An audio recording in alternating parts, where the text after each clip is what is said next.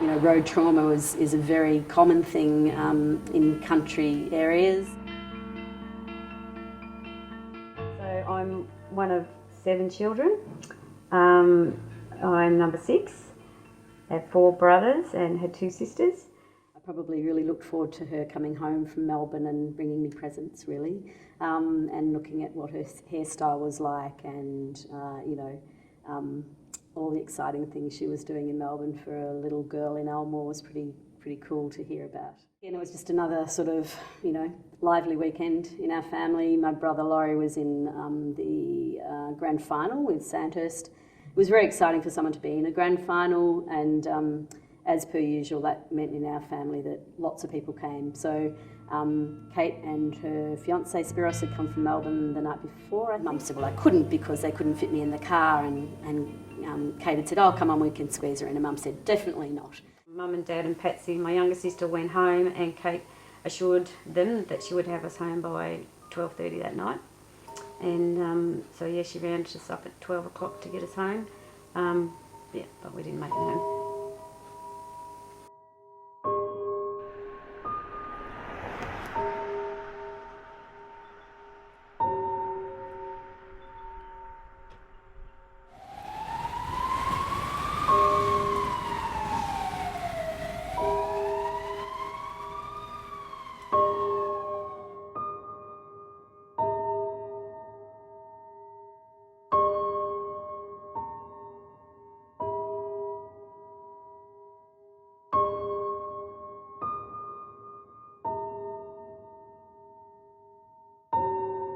The case is one of the worst and pitiful to come before a Victorian court. Therefore, I may conclude that the plaintiff had above average ability as a student. The plaintiff was a popular, outgoing girl, fond of dancing. She was fond of sketching, and her artistic talent was likely to give her considerable pleasure in the years ahead, if not economic reward. She was a young girl on the threshold of a most fulfilling and enjoyable period of her life. Her physical state is such that she is totally and permanently dependent.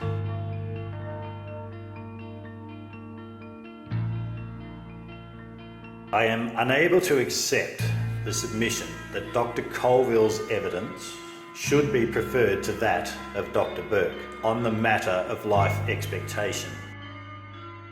She was on a tilting bed that moved from side to side so that she could breathe, and she had metal traction with sand on it that was to pull her neck back in.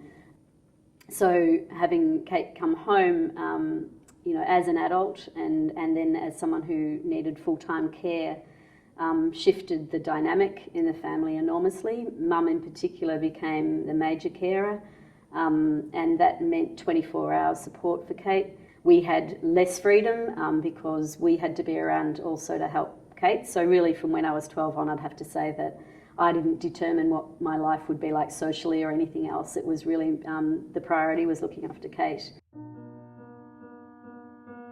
Maybe 5 years or so before she started the actual painting. And that was, I had an uncle who believed that she could do it and encouraged her to do it, and persisted until she did take up the paintbrush and do it, and she never looked back. She just changed her life, I think, for the better. Did she paint every day? Every day, every single day.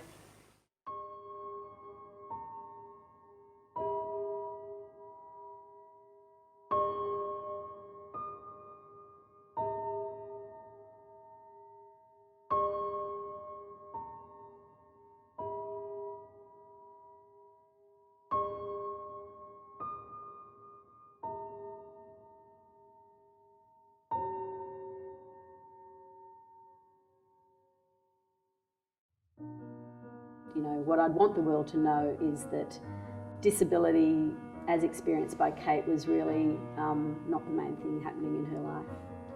She was very, very focused on being herself. It is about who you are, not a label that anyone else gives you, or an impairment doesn't define who you are.